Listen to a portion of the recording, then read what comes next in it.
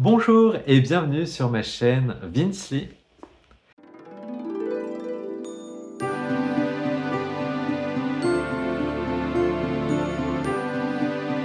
Je suis heureux de vous retrouver aujourd'hui pour une nouvelle vidéo, à savoir que le programme est un peu chamboulé tout de suite parce que j'avais prévu de sortir la vidéo sur le livre que j'ai lu pour le jeudi des lecteurs. Mais il y a un petit contretemps, je ne sais pas comment je vais retravailler la vidéo, mais je vous en dis pas plus. Et c'est pour ça que je vais passer sur mon autre lecture et qu'il y a un peu de retard dans mon programme de sortie de vidéo parce que je lis un peu moins vite en ce moment.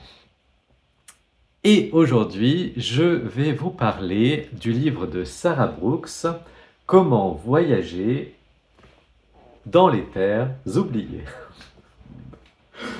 Donc, c'est un petit livre qui va raconter l'histoire avant tout d'une amitié entre Wei Wei, la fille, la jeune fille du train, et son ami, mais je ne vais pas vous dévoiler son identité. Et c'est l'histoire d'un train qui voyage entre la Chine et la Russie, et à travers ce vaste territoire où, après un événement particulier, la nature s'est mise à muter.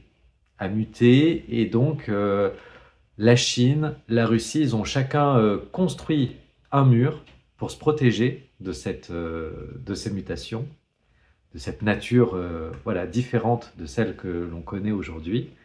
Et donc, le train a une valeur économique parce qu'il fait les trajets entre la Chine et la Russie et inversement et entre l'Europe. Il fait la connexion et donc c'est quand même un apport économique important, des enjeux économiques importants.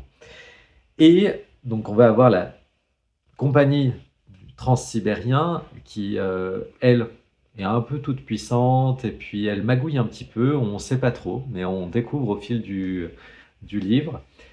Et la dernière traversée, il y a eu un accident. Mais on ne sait pas lequel, et tout le monde a tout oublié de cette traversée. Mais qu'est-ce qui s'est passé? Pourquoi tout le monde a oublié? Et puis, pourquoi alors se relancer dans l'aventure de cette traversée alors qu'il y a eu cet accident-là? La compagnie transsibérienne va bien sûr apporter ses réponses, mais tous les passagers, tous les voyageurs ne seront pas de cet avis. Méfiance, méfiance. Donc, on va suivre l'aventure de ces passagers. J'ai beaucoup aimé ce livre parce que il replace l'être humain dans ce qu'il est dans la nature. Il montre que l'être humain peut vivre sans tout comprendre et sans chercher à tout comprendre toujours, et qu'il peut, juste vivre et en harmonie avec la nature. J'ai trouvé aussi intéressant, donc, dans ce livre où la nature prend une place importante dans le contexte actuel, où on devrait revenir justement à une connexion à la nature un peu plus particulière, à la nature environnante, bien sûr, et à la nature humaine aussi. Mais je trouvais intéressant que ce soit un train qui soit aussi un des protagonistes finalement du livre, parce que c'est la machine à vapeur qui nous a lancés dans la révolution industrielle et, euh, et que là, ce train soit central dans cette histoire où la nature est aussi importante et les évolutions. J'ai trouvé ça intéressant.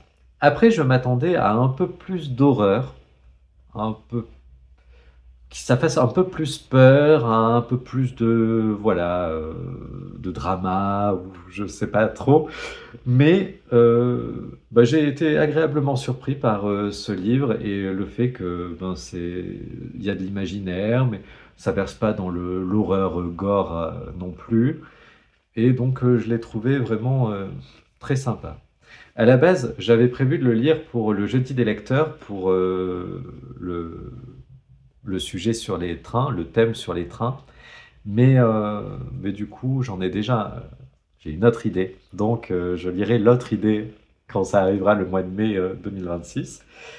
Mais voilà, c'est un livre que je vous conseille, qui se lit bien. Moi, j'ai mis un peu de temps à le lire quand même, à m'attacher un peu au personnage. Alors, j'ai pas eu un attachement de fou au personnage, hein, mais bon, voilà, suivre un peu leur vie, c'est sympa. C'est sympa de suivre cette traversée et le dénouement me convient pas mal.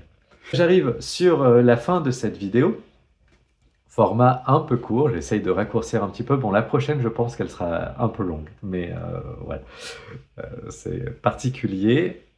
Et du coup, j'espère que ben, vous continuez vos lectures, que vous profitez des derniers beaux jours avant l'automne et l'hiver, et que vous préparez Halloween avec ardeur. Sur ce, je vous souhaite de belles lectures, de bons moments, et surtout, ménagez-vous.